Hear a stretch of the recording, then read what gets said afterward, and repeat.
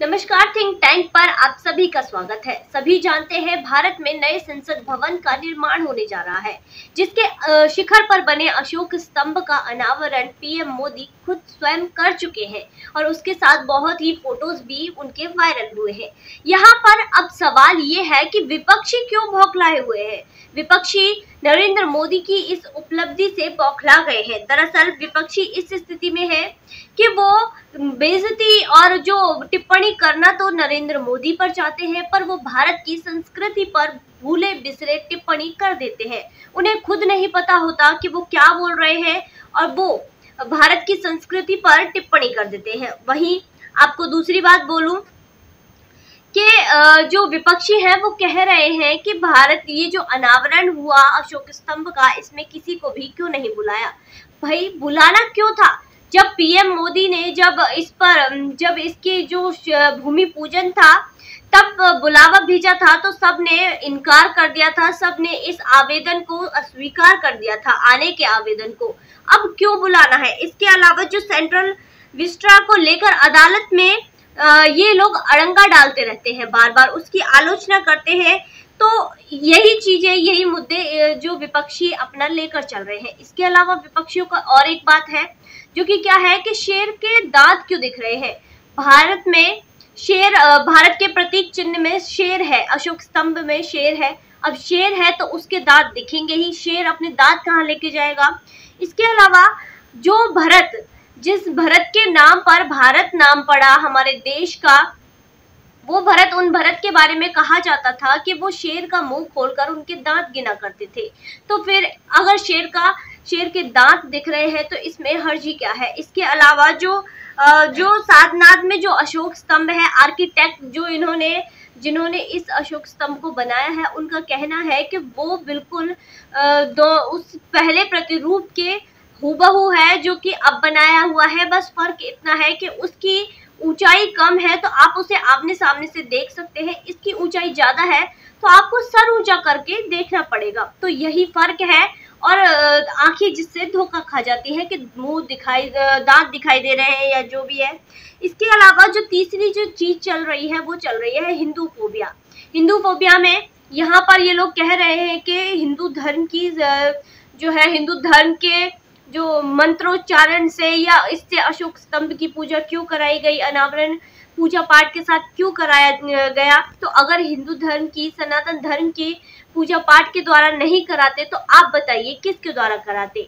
America की जो कांग्रेस है वहां पर हर साल जो भी सेशन स्टार्ट होता है,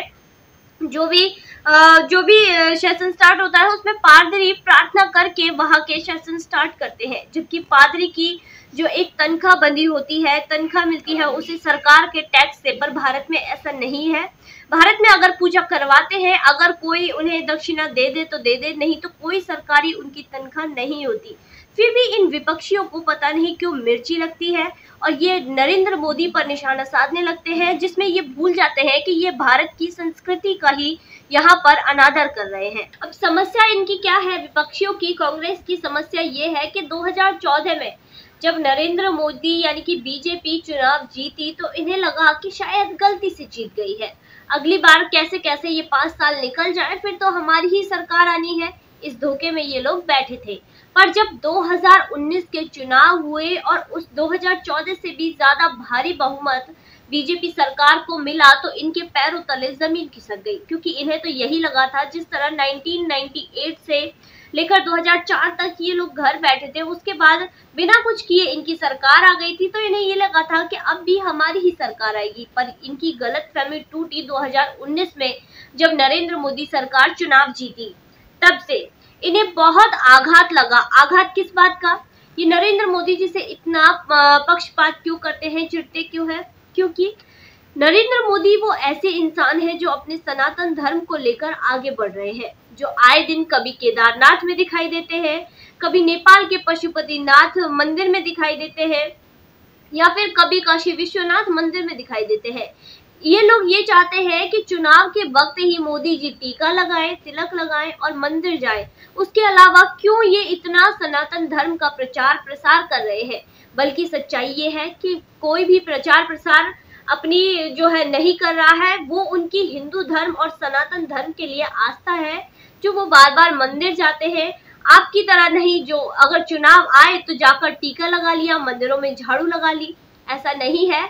जो आस्था है, जो सनातन धर्म के लिए आस्था है नरेंद्र मोदी जी की, वो उनके साफ साफ दिखाई देती है। तो अगर संविधान की मूल प्रति को देखा जाए तो वहां पर 3rd चैप्टर में जहां पर लोगों के मौलिक कर्तव्य की बातें लिखी है, वहां पर एक 3rd चैप्टर में जो आकृति बनी है, आप उस आकृति को देखेंगे तो स्तब्ध रह जाएंगे।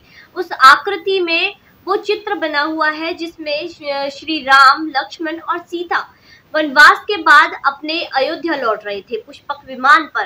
तो वो आकृति बनी हुई है और संविधान के हर पृष्ठ पर अगर देखा जाए तो भारत की ही संस्कृति की कोई ना कोई ऐसी आकृति बनी हुई है। तब किसी ने सवाल नहीं उठाए जब संविधान बना था कि यह संविधान, इस संविधान को उर्दू में लिखा जाना था या यहाँ पर ऐसे चित्र नहीं लगाने थे, तब किसी ने सवाल नहीं उठाए। इसके अलावा आप संसद भवन, जो पुराना संसद भवन है, अगर उसके अंदर आपने कभी जाकर देखा हो या जाकर देखेंगे तो उसमें देखेंगे कि उसमें संस्कृत के श्लोक लिखे हुए हैं पूरे संसद भवन में। तब किसी ने सवाल नहीं उठाए कि ये कुरान से लेने चाहिए थे, उर्दू में लिखने चाहिए थे, या फिर बाइबल से लेने चाहिए थे, इंग्लिश में लिखने चाहिए थे, संस्कृत में ही ये जो श्लोक है क्यों लिखे गए। तो तब किसी ने भी सवाल नहीं उठाए। पर आज जहां नरेंद्र मोदी जी ने यहाँ पूजा पाठ की अशोक स्तंभ के जो अनावरण में, तो यहाँ पर सवाल उठ गए हैं। और सवाल अब बात यही आती है, इससे यही पता चलता है कि विपक्षियों का हमला सनातन धर्म पर नहीं बल्कि नरेंद्र मोदी जी पर था। वो चाहते हैं कि कैसे भी मोदी जी को बदनाम करें और उन्हें अपने पद से हटवा दें, पर ऐसा हो नहीं सकता क्योंकि नरेंद्र मोदी जी जो करते हैं सब प्रमाण के साथ करते हैं। इसके अलावा जो संसद की संपत्ति के बारे में कहा कि संसद की संपत्ति लोकसभा जो अध्यक्ष होते हैं उनके अधीन होती है, तो उन्हें क्यों नहीं बुलाया गया, उन्हें इसका अनावरण करना चाहिए था। तो आपको बता दूं, जो शहरी विकास मंत्री हैं उन्होंने अभी तक इसको लोकसभा सचिवालय को नहीं सौंपा है। ये बिल्डिंग अंडर कंस्ट्रक्शन है, अभी तक तैयारी हो रही है, तो अभी ये लोकसभा के अध्यक्ष के अधीन नहीं आती। अभी ये सरकार की संपत्ति है, तो सरकार ही इसका लेखा जोखा रखेगी और जो भी यहाँ पर किया जाएगा सरकार द्वारा ही किया जाएगा।